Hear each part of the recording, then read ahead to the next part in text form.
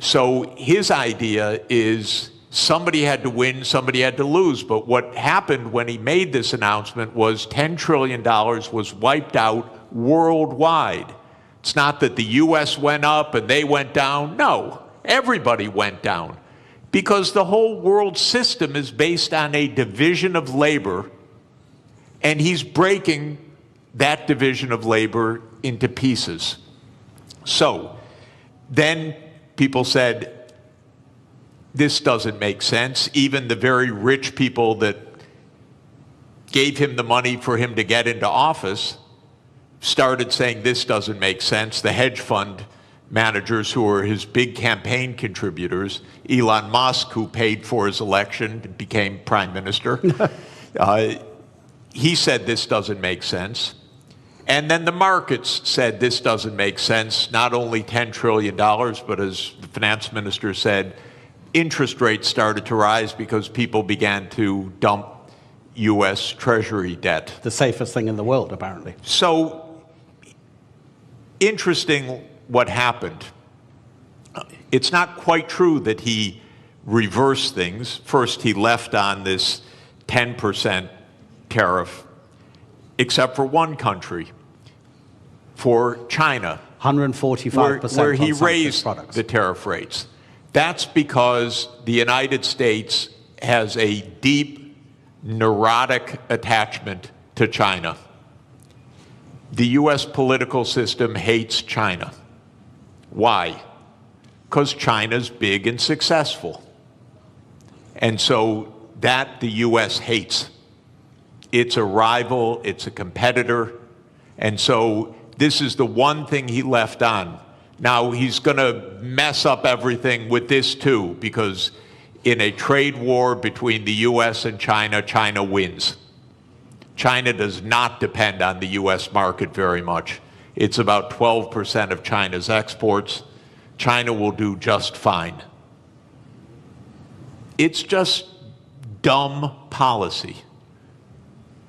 There's no more, sorry to say it, there's just no more explanation to this than that. It makes no sense. Now, it raises, if I could, just one last point. How can this happen when it makes no sense?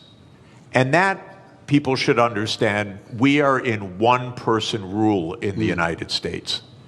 Our political system is in a state of collapse. What President Trump did is an emergency decree.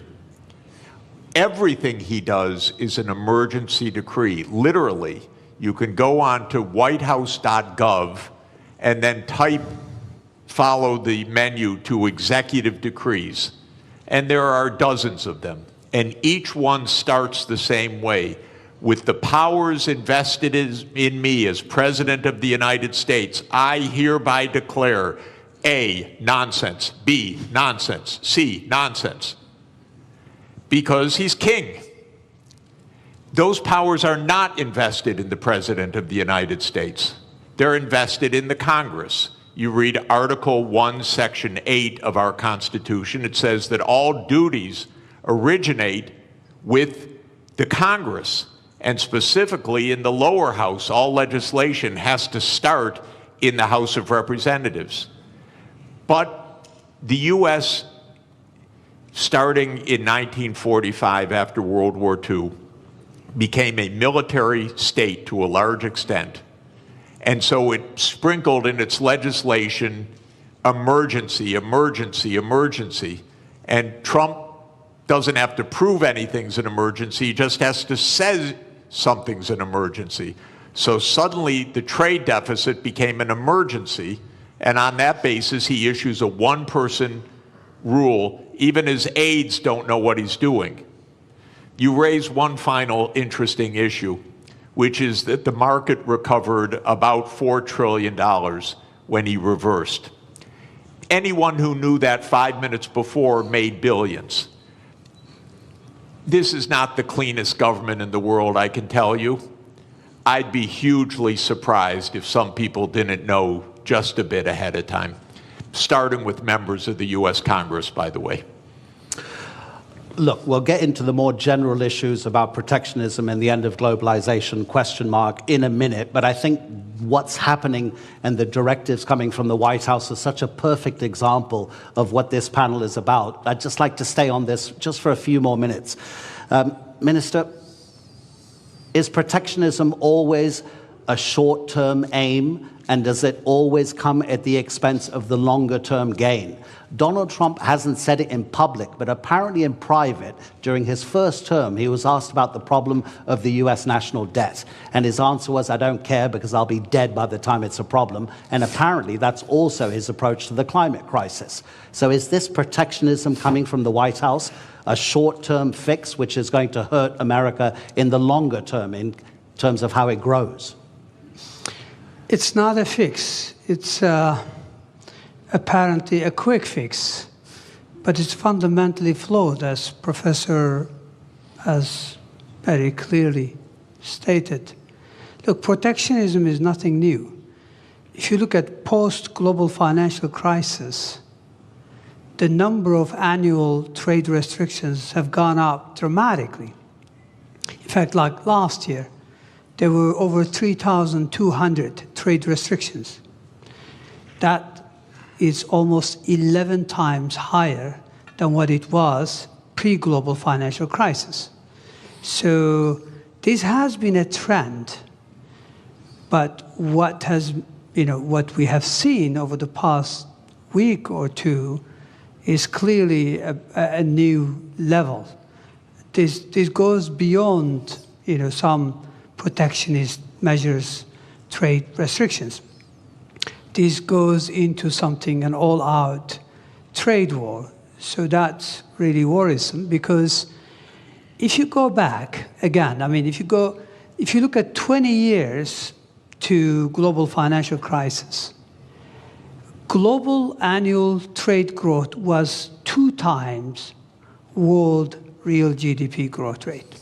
So in a way, trade was the engine of growth. Mm-hmm. Now that engine has been slow. So if you look at post-global financial crisis, global trade growth barely kept up with real GDP, global GDP growth. So that's no longer really one of the kind of like a strong engine. But I think the way things are now, if current state of affairs is sustained, we may end up actually protectionism dragging global growth. It is not only growth, it's really, there are many, additional fallouts from this type of policies. Absolutely, yeah. Yeah. So the answer to your question, this is not a fix. This is a fundamentally flawed, policy perspective. Obviously, countries have choice. They always have a choice. But we would rather, see world moving back to rule-based, multilateral framework, where everyone benefits. I think I agree with Professor. Over 1 billion people since 1990s have been lifted out of poverty, predominantly in Asia. I'm talking about absolute poverty here. And that's largely thanks to, trade and growth associated with that trade. So it is worrisome that we are now experimenting policies that may actually reverse some of these gains, which I think were very important. 1 billion people out of absolute poverty cannot be underestimated. It's quite significant. Now, admittedly, trade do cause geographic dislocations, but the solution is not protectionism. The solution lies more internal sound policies, structural remedies, but also you can deploy tax policy, incentives, and other things to address, dislocations in regions caused by, global trade openness. So it's not a level, but protectionism will create more inequalities. it will create bigger problems. Already you've got significant headwinds for global growth. Aging population, high global indebtedness, impending climate crisis. So protectionism is going to be yet another big blow to long-term growth outlook. And that's why growth is barely, sustained at 3%. I think the risk is that we will move to a new era where per capita GDP growth will almost disappear if we continue down this path. Really interesting what you say about protectionism having fallout in other sectors, and we will get onto that, about how it might affect cooperation on the climate crisis, global health, et cetera, et cetera. But let's use one country as a particular example about how a nation can react to protectionism. So we have the US tariffs, which in 90 days will come into effect beyond the 10% that Donald Trump has placed. Let's take two rich countries. UK and Singapore will stay at 10%. Bangladesh and Botswana will both go up to 37%. Laos will be 48%. Syria will be 41%. Lesotho in southern Africa will be 50%. In 2023, the US exported to Lesotho $7.33 million worth of goods. Lesotho in that same year exported to the United States $228 million. The US GDP per capita in 2023 was $82.8 thousand per person. In Lesotho, it was $916. Gentlemen, how does a country like Lesotho deal with the protectionism coming from the US? Minister? Well, look, protectionism is an external shock, meaning it's not a decision by, the counterparty. It's essentially, so how do you deal with it? I guess you focus on regional integration, as an antidote of protectionism. So regional connectivity, regional integration would be one way forward. So, instead of globalization on a big scale, you focus on how you can deepen and broaden your ties with your immediate neighborhood or countries that are still willing to entertain rule-based trade. So I think that's the only way. Again, this is a major shock for many countries. I think global supply chains are going to suffer. This will lead to, already, I think the risk is that capital will be misallocated. Take us, take Turkey, for example. We are the world's second largest of white goods exporter. We need chips, basic ones, nothing sophisticated. We're not talking about 4 nanometers. We're talking about 30, 40, 70 nanometers. If we're worried that countries are not going to supply that, even though it may not be the most efficient way, we may have to go into a very large capex to see if we could produce them. We are good at something. Other countries are better at something. So we would rather trade. And this is a very simple, economics, theory. Everybody benefits. So I don't think, X country or Y country, there's not much they can do except to look at, ways in which they could mitigate the fallout from not being able to sell goods to the United States. But Professor, that takes a long time to arrange because, of course, the shock is immediate. You can't make deals that quickly, can you? I think the particular tariff rates that Trump announced last week that led to that financial bloodbath are not going to come back. So I don't think we're going to hear again about those numbers after 90 days.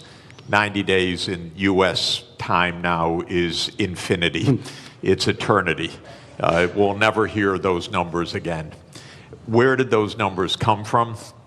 Something, again, so stupid you can't believe that any country would do this. But the idea is the following. As I said, if you want to know what your trade balance is, you earn some income, so you sell some services to somebody, and you buy things. And if you spend what you earn, you're in trade balance. Technically, you're in current account balance.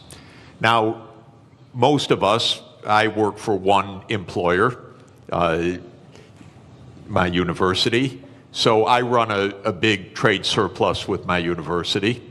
And then I run a pretty big trade deficit with the grocery store that we buy our groceries from, and if I have to buy shoes, I run a trade deficit with the shoe store, and so forth. Trump's idea, just to add to the craziness of it, is that you should run a trade balance with everybody, not an overall trade balance, but a trade balance with everybody. So you should sell a little bit, you should work a little bit for your shoe store, you should work a little bit for your grocery store, you should go around anytime you want to shop, you trade something. I'll write you an essay if you'll sell me shoes, and you make your living somehow trying to balance your trade with all of your counterparts.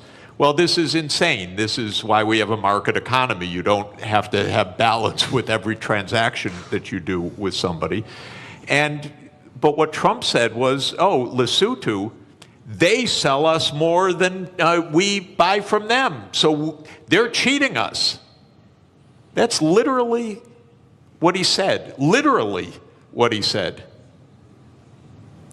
Okay, is it completely delusional or rhetoric? It's delusional, okay? Just so you know. It's weird.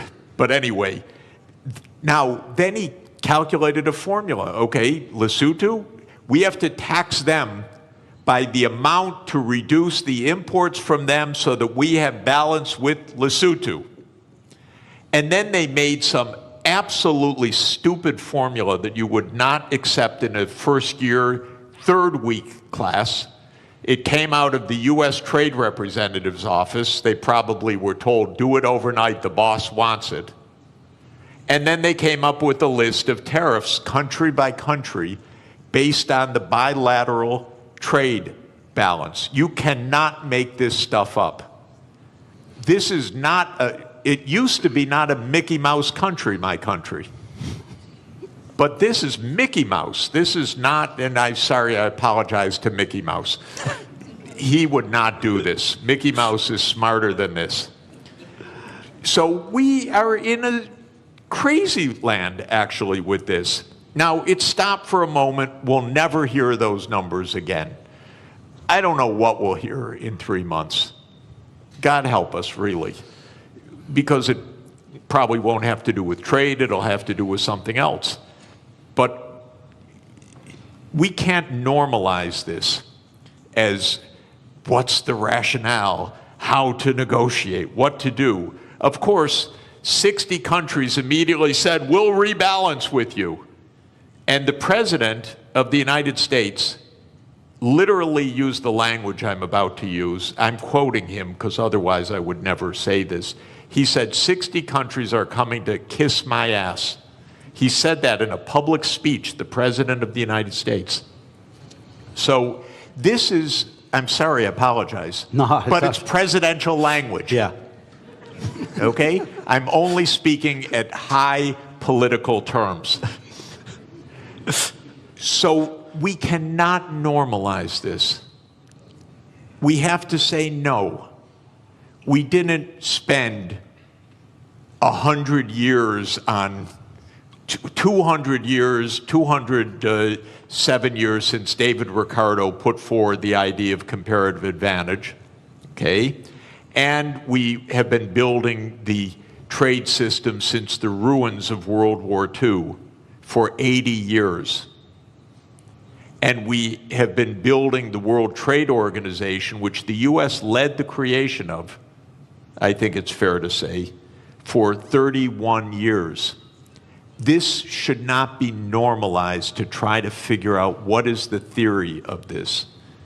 And it's a more fundamental point, ladies and gentlemen. The United States is a rogue nation right now on many things, not just on trade, but on making Gaza into the U.S. Riviera, on whatever it wants to say. It's a little bit of a rogue nation. For the world to hold together, the rest of the world has to say, we're not going down crazy lane. We're going to be responsible. We're going to go to the UN. We're going to go to the World Trade Organization. We're not going to get into this downward spiral.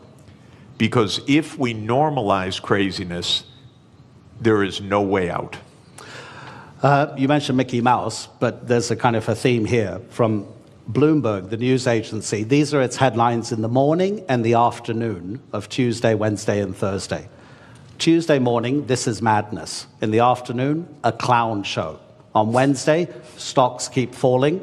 In the afternoon, could have been worse. Thursday morning, assessing the damage. Thursday afternoon, Trump blinks. And by the way, if I Yeah. may, because it's interesting, because I'm living in this crazy world, the Secretary of Treasury then, with all deference to a person who has a very hard job, he says, this was planned all along when Trump dropped this. Can you imagine? He couldn't say anything else, though. Well, yeah, I know, but to hear this from your Treasury Secretary is not also reassuring, because all you hear is a crazy land rather than what we need to hear, which is rationality. Okay, so let's make it more general for the moment. And by the way, ladies and gentlemen in the audience, I'll give you a few minutes at the end if you want to ask our two panelists a question. We'll try to get a few questions in from the audience. So to broaden it out, Minister, as the professor says, and pretty much everybody agrees, protectionism doesn't make economic sense because in the longer term, it's going to cost everybody. So what's driving increasing protectionism, not just in the United States, but in other nations as well? Because if it doesn't make economic sense, does it mean it then becomes a political statement from the person imposing that protectionism to almost appear as like a nationalist moment to bring people towards that decision maker politically rather than economically? Well, it's easy to explain. I think what is driving the current, what seems like a fundamentally flawed policies is, first of all, let's set the scene. I mean, there's a geostrategic competition between China and the United States. We know that. China has what it takes to become a superpower because it has human capital, it has state-of-the-art infrastructure, and now it's catching up in technology. The United States considers itself as the hegemon power. So we know from history there's always been tensions between existing superpowers and emerging ones.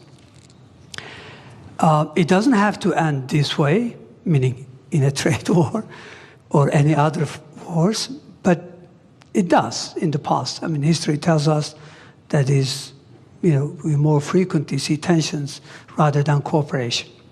So what lies behind this? Very simple. Go back to 20 years ago, roughly speaking. China accounts for about 8% of global manufacturing. Today, China accounts for more than 30% of global manufacturing. Who lost ground? United States, European Union, and Japan. United States clearly also sees this. Again, go back to 20 years ago and just visualize a world map. Which country commands as the main trading partner of the rest of the world? Maps are all over the place. Clearly, it was the United States 20 years ago. Today, it's China. Now, normally, the way you would respond, the way I would respond, is that, look, we need sound policies, structural reforms to regain ground. Instead, it looks like this rivalry, combined with lack of, obviously, clear understanding, is that it leads you to go after quick fixes. And quick fixes, which is also to do with populism, nationalism, is to blame others and is to present it in a simple fashion. The reality is you have to be more competitive. You have to invest in upskilling, reskilling your population. You have to invest in your infrastructure. And you have to, there's a lot of, there's a long list of homework. But those are politically difficult to deliver. They take time, and they're difficult. So structural policy has been lacking in most countries. And when you can't deliver structural transformation, then you go either you rely on monetary policy to fix things. Monetary policy in many parts of the developed world have been doing the heavy lifting over the last couple of decades in the face of difficulties. So my point here is that I think we know what drives it is losing ground. But how do you regain ground? Again, the sophisticated way would be to do the right thing and deliver on reforms. The easy way would be to blame everyone else and come up with high tariffs as a fix. Let's see. Okay, so protectionism is also not helping your friends to concentrate more on yourself rather than the outside world. We know that the drastic cuts to USAID, the Agency for International Development, has already or is going to cost lives. Myanmar's recent earthquake, the Americans have been for decades maybe the most important first responder, sending hundreds of rescue workers. They sent 3 administrators. They didn't send a single rescue worker. They laid off recently some people working for the federal government on the US nuclear program. They realized very quickly within a couple of days that it was actually a national security issue, so they were told to come back to their office.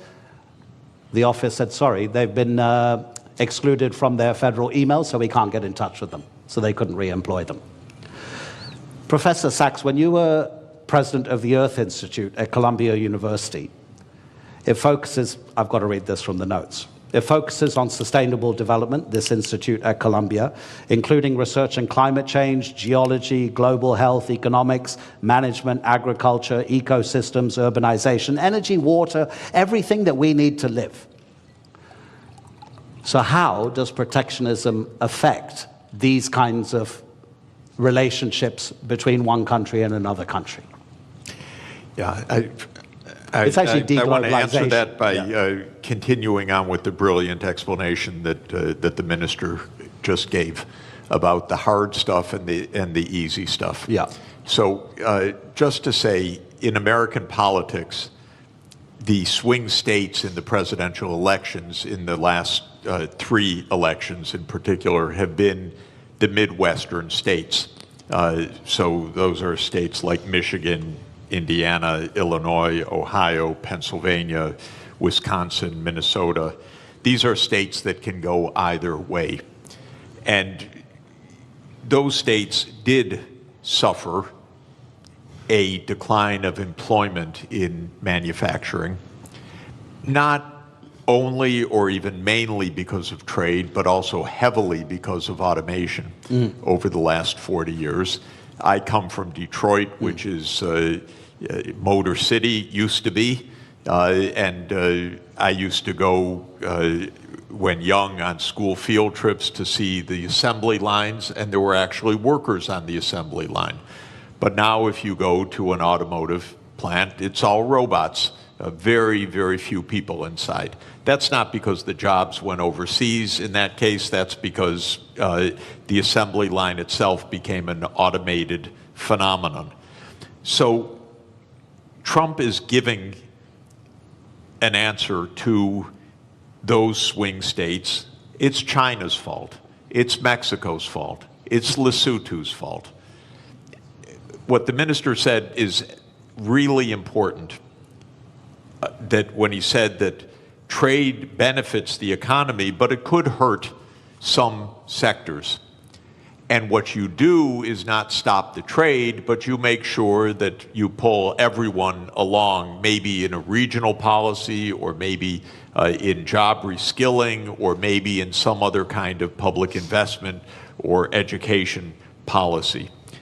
Here's where the U.S. really failed over the last 40 years.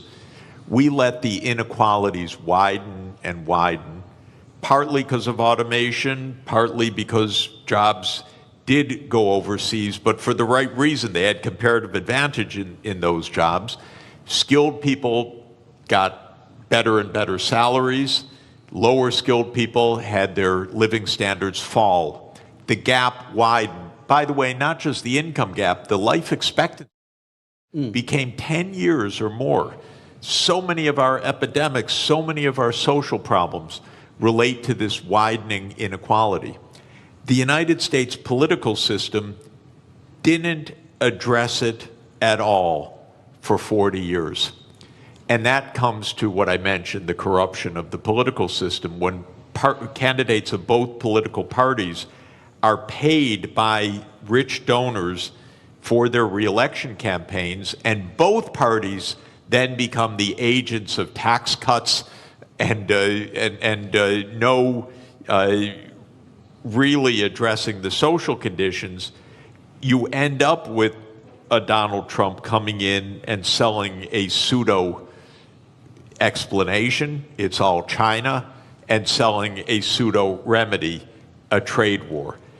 What the auto workers are going to learn right now is they're going to lose jobs by even the tariffs that have been put in place, because we need the intermediate parts brought in from elsewhere. Now they face higher costs, and the United States can't compete at all with Chinese electric vehicles. The United States has basically handed China the electric vehicle market for the next 20 years. So did Europe, by the way. Europe delayed the transformation to electric vehicles, said we produce great internal combustion engines, we're going to continue to do that. The world actually needs electric vehicles because of the climate crisis. So all of this is to say the real hard work is to think ahead. Mm-hmm. The country, by the way, in my experience of working all over the world in the last 40 years, that thinks ahead the most is China. Mm-hmm. China's success is not random. China's success actually is a lot of forward-looking planning. In 2014, China issued a document called Made in China 2025.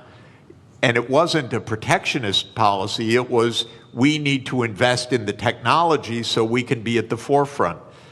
I think in 8 of the 10 sectors that were identified there, China succeeded in reaching the forefront.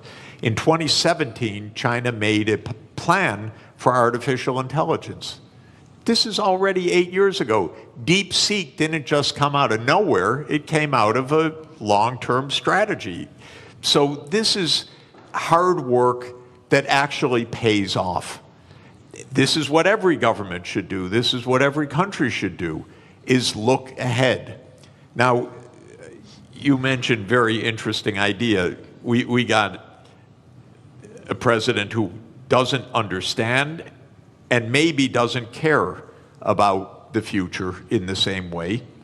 But just to say, the biggest issue on the planet should be the climate crisis, not all the things we're endlessly talking about.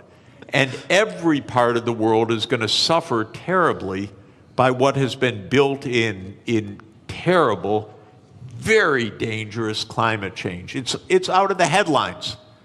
But, you know, I had a very difficult job.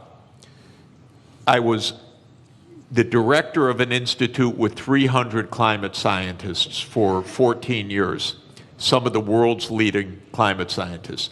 The reason it was a hard job is that every week they came up and told me, it's worse than we thought. They would give me endlessly grim news. And the lead climate scientist at Columbia University is a man named James Hansen, who I regard as the world's leading climate scientist. And he produced a study in January that said it's much worse than we have thought. The world's temperature has gone up by 0.3 degrees Celsius in 3 years. We have had 21 months of the last 22 above 1.5 degrees. That's the new baseline, by the way. That's not because of an El Nino effect. That's the new baseline. We already blew the limit that we set 10 years ago in Paris that we said we would not exceed. We're already above it.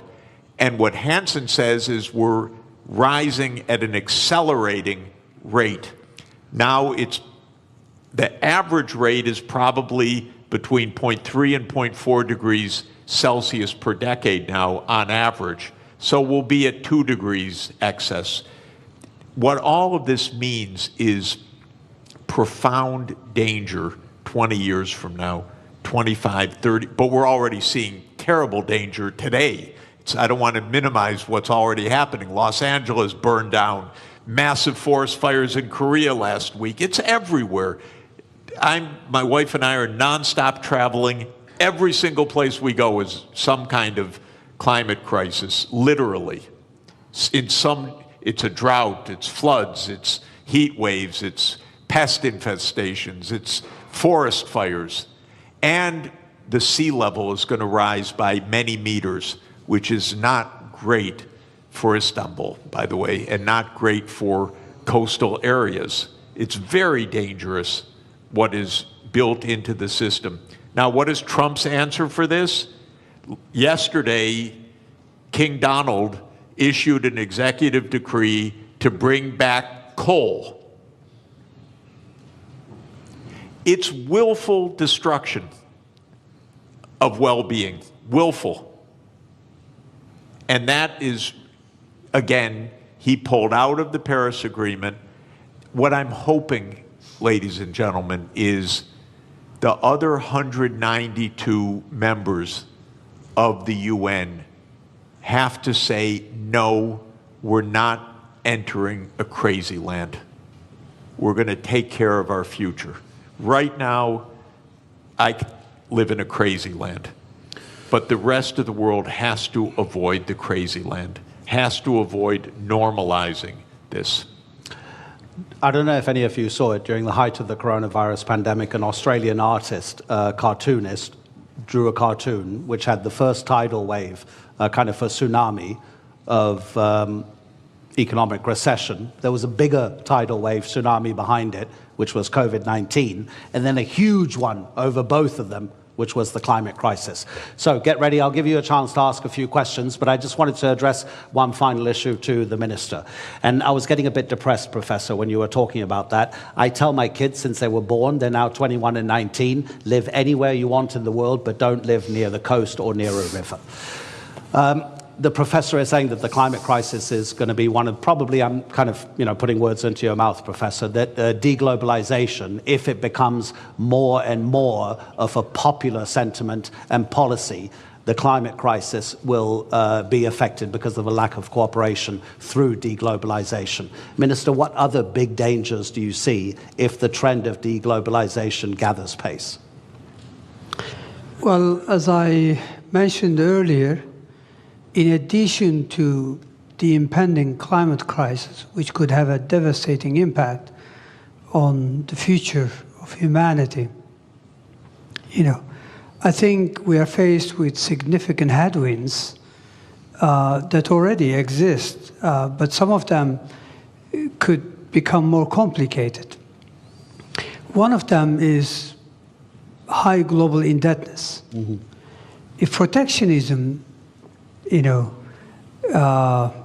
clearly goes the way it is today, meaning if we really go into these trade wars, and if this leads to higher inflation, even for a couple of years, if that's the case, then that means long-term interest rates are likely to rise. And if that is so, then many countries are already struggling to manage their debt service. You know, global indebtedness, if you look at it, overall indebtedness was 328% last year. 328% of GDP. Yeah. This is huge. When interest rates are very low, no big deal. But when rates go up, clearly that's a big issue. I mean, look at the Turkish scene. Yes, we've had a, domestic, domestic issue that led to some market turbulence. But what happened post-April 2, CDS have gone through the roof. CDS are country risk premium. Our external bond yields, 10-year, 5-year, they all gone up significantly on the back of these tariffs. I think there are already many countries, according to UN, that pay more on interest on that than what they are able to earmark for education and healthcare combined. So I think we already have issues such as indebtedness that the current trend could exacerbate. Aging population already could create huge constraints on public finances going forward. So those are some of the additional headwinds that exist that could actually serve as speed limit or a drag on growth. So I think the world, and I agree with Professor that the world has to, rather than going down this path, we need to cooperate more. We need to work more closely on climate change, on how to address other problems, because protectionism will also lead to probably global inequalities. If you don't allow AI chips to be freely available to everyone, clearly that's a big issue, because then many countries will be left behind in terms of tapping this AI that has immense potential to boost productivity. Protectionism is not limited to trade of goods and service. It's now associated with financial flows, with diffusion of technologies through FDI. So clearly, I think we'll be worse off unless we cooperate, unless we return to multilateralism. But sadly, right now, it's all about shift to minilateralism. A few countries getting together, but that's not enough.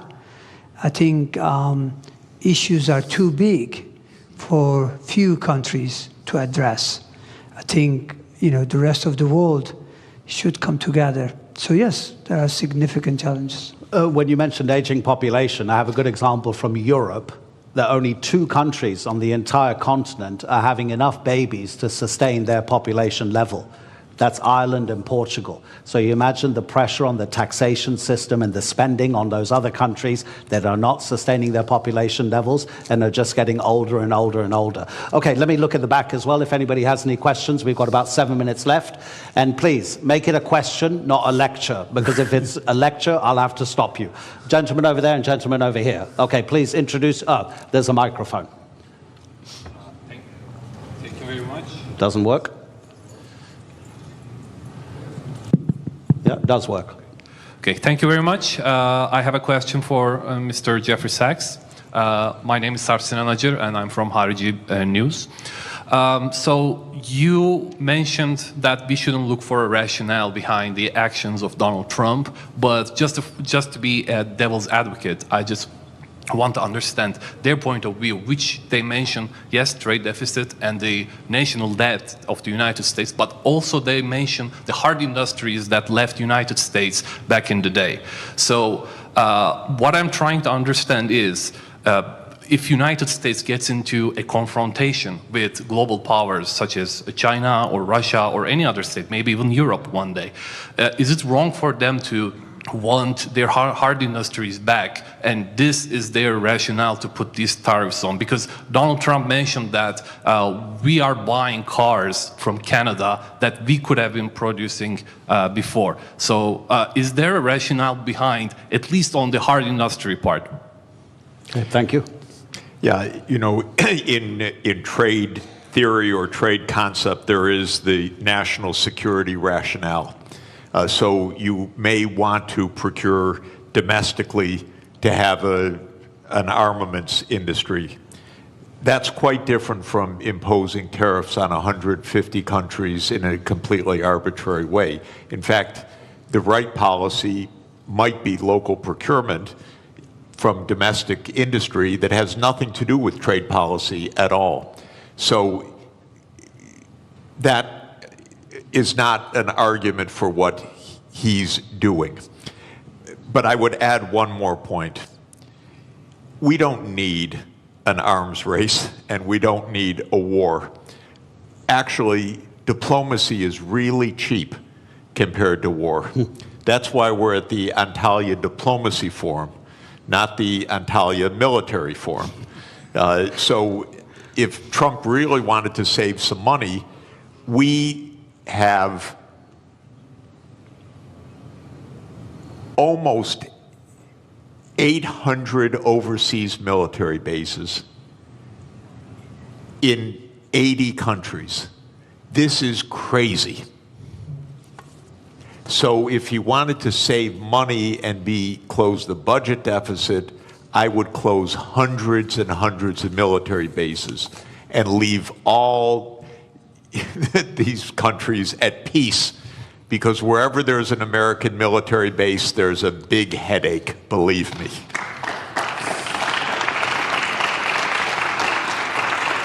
Sir, okay, is your question to the finance minister? Is your question to the finance minister or to the professor? Because I want to even things up. I would come back to you if it was for the professor, but if you, okay, let's address it to the finance minister.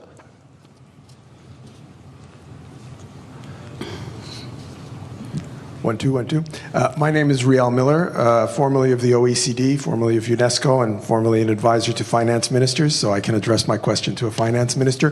One of the things that's tremendously tempting, and it was really in part of what the last question was about, was the hard industries, right?